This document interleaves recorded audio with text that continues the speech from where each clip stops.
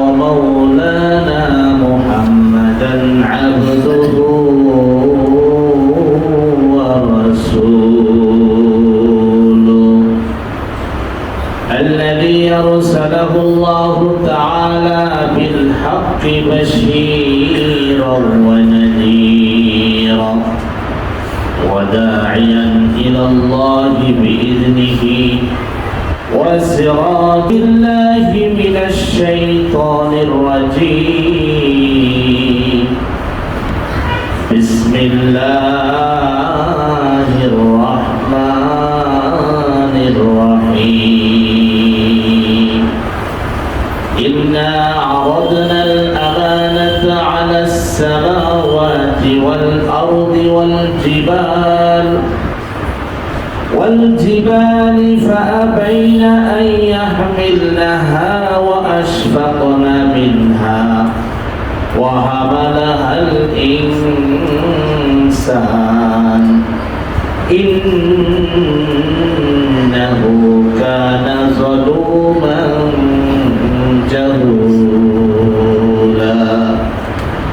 وقال تعالى في آية أخرى لو أنزلنا هذا القرآن على جبل لرأيته خاشعا متصدعا من خشية الله وقال رسول الله صلى الله عليه وسلم من قرأ القرآن فاستظهره فأحل حلاله وحرم حرامه أدخله الله الجنة قال الله تعالى في شان حبيبه ومحبوبه ومعشوقه إن الله وملائكته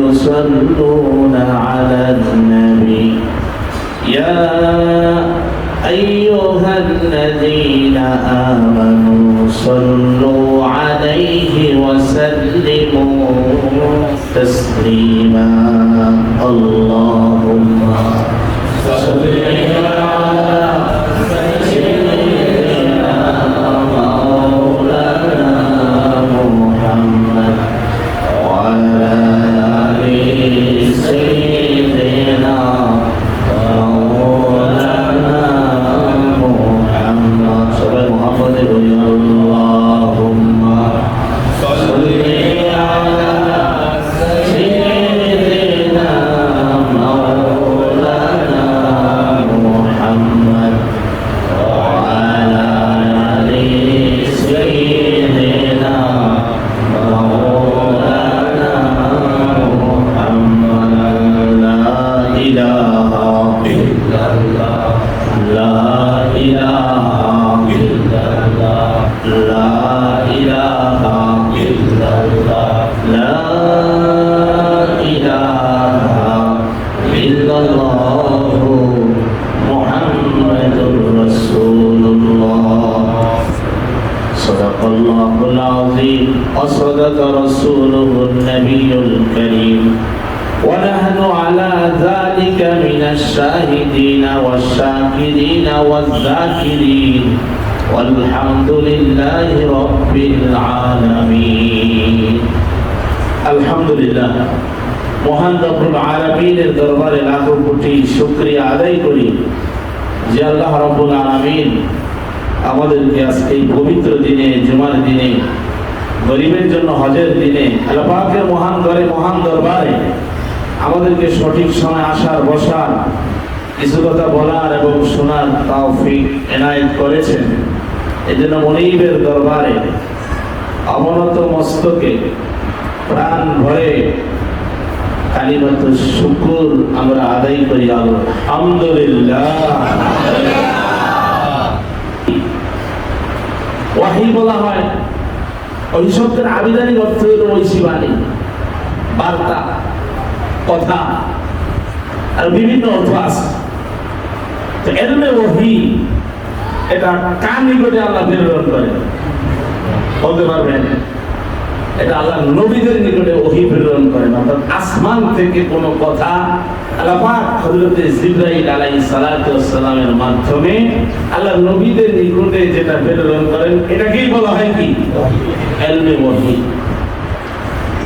দুনিয়াতে এমন কোন নবী নাই যে নবীর নিকটে আল্লাহ ওহী প্রেরণ করেন, অর্থাৎ আল্লাহর পক্ষ থেকে কথাবার্তা তাদের নিকটে আসে নাই, এমন কোন নবী নেই। আবার দুনিয়াতে এমন কোন উম্মত নাই যে উম্মতের নিকটে আল্লাহ নবী পাঠায় নাই। সুবহানাল্লাহ। আল্লাহ রাব্বুল আলামিন কোরআনে কারীমে বলেন, ওয়ালাকাদ বা'আসনা ফি কুল্লি উম্মাতির রাসূলা আন ইবুদুল্লাহা ওয়াজতানিবুত তাগুত। আল্লাহ রাব্বুল আলামিন বলেন,